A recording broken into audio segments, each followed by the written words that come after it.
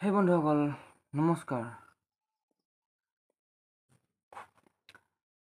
বন্ধুসকল, আজিৰ পৰা দুদিনমান আগত দেৰগাঁৱত এটা বাঘ মানুহে হত্যা কৰিলে।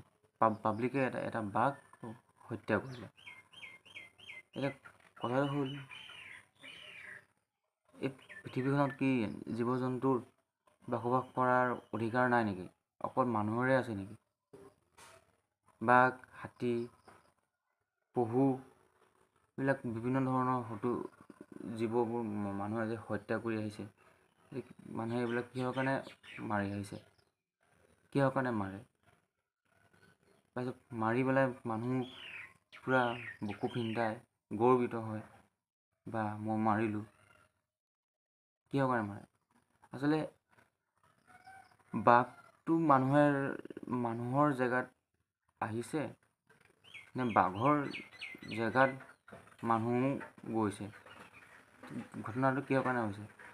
এতিয়া হাতী ওলায়, হাতীয়ে কাৰোবাৰ ঘৰ ভাঙে। এতিয়া কথাটো হ'ল, এতিয়া হাতীৰ জেগাত মানুহ গৈছে নে মানুহৰ জেগাত হাতী আহিছে?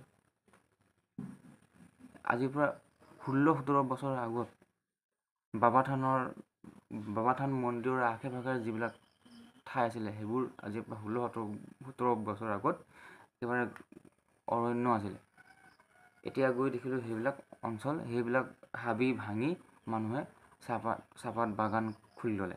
এতিয়া কথাটো হ'ল, এতিয়া সেইটো অঞ্চলত আগতো হাতী হয়তো কোনোবা বনৰীয়া জীৱ বাস কৰিছিলে। এতিয়া সেই ঠাইবিলাক যে মানুহে ভাঙিলে, এতিয়া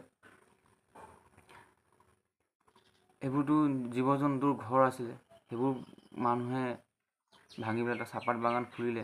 এতিয়া তাত যদি নুমলীগড়ত এতিয়া হাতীৰ এটা বৰ ডাঙৰ সমস্যা হৈ আছে। এই সমস্যাটোৰ কাৰণটো এইটোৱেই যে হাতীৰ জেগাবিলাক আমি ভাঙি পেলাইছোঁ, হয় নহয়?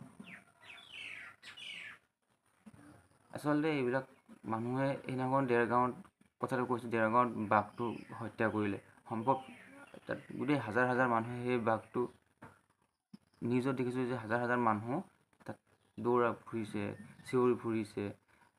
পুলিচ প্ৰশাসনো আছে লগত, পুলিচ প্ৰশাসনৰ কথা নাই শুনা। গোটেই হাজাৰ মানুহেতো বাঘটো হত্যা কৰা নাই, বাঘটো কেইজন মানুহে হত্যা কৰিলে। বাৰু যিকেইটাই বাঘটো হত্যা কৰিলে, মানুহকেইটাক বাৰু এৰেষ্ট কৰিলে।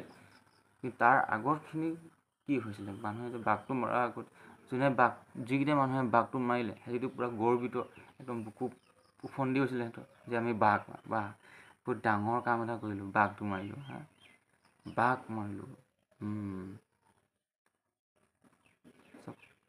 এইবিলাক পৃথিৱীত অকল যে মানুহেই বসবাস কৰিব তেনেকুৱা কথা নহয়। পৃথিৱীত জীৱ জন্তু বাস কৰি থাকিব লাগিব, হাতীও লাগিব, আমাক বাঘো লাগিব। হয়, বাঘ মাংস খায়, হয়, সেইটো বাঘৰ নিয়ম, বাঘেটো মাংস খাবই, গৰু ছাগলীৰ বধ কৰিবই।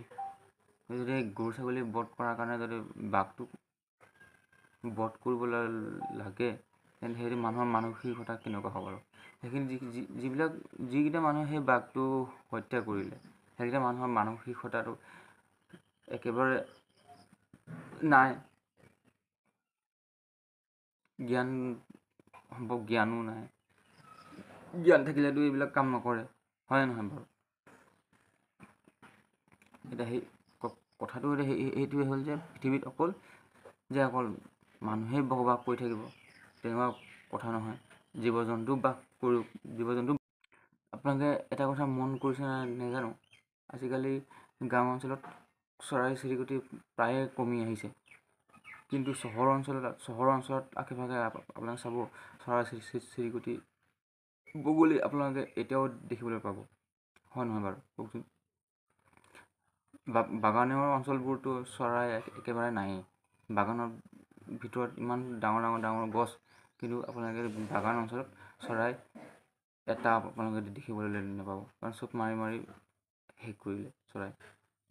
গাঁও অঞ্চলটো প্ৰায় মানুহে চৰাই চিৰিকটি মাৰিয়ে থাকে, কিন্তু চহৰ অঞ্চলত মানুহে চৰাই চিৰিকটি ইমান নামাৰে। সেইকাৰণে চহৰ অঞ্চলত প্ৰায় চৰাই চিৰিকটি ডাহকৰ মাত আপোনালোকে প্ৰায়ে শুনিবলৈ পাব। জুৰাছিক যুগত যেতিয়া ডাইনাছৰ বসবাস কৰিছিলে সেইটো সময়ত কি হৈছিলে, ডাইনাছৰে লাষ্টত ডাইনাছৰক খাব ধৰিলে, ডাইনাছৰ দপদপনি বাঢ়িব ধৰিলে, লাষ্টত কি হ'ল, ডাইনাছৰ একেবাৰে নিপাত হৈ গ'ল। ডাইনাছৰ হয় বাৰু, ডাইনাছৰ একেবাৰে চিন-চাপ নোহোৱা হৈ গ'ল। বৰ্তমান মানুহৰো সেইটো একেই অৱস্থাই হৈ আছে, মানুহৰ দপদপনিটো বেছি বাঢ়ি গৈছে। এটা সময়ত এনেকুৱা আহিব হয়তো মানুহ আৰু একেবাৰে এইবোৰ যিবোৰ এতিয়া ঘটি আছে বৰ্তমান দেখি তেনেকুৱাই অনুমান হৈছে। মানুহৰ একেবাৰে আৰু গম পাইছে নহয় আপোনালোকে,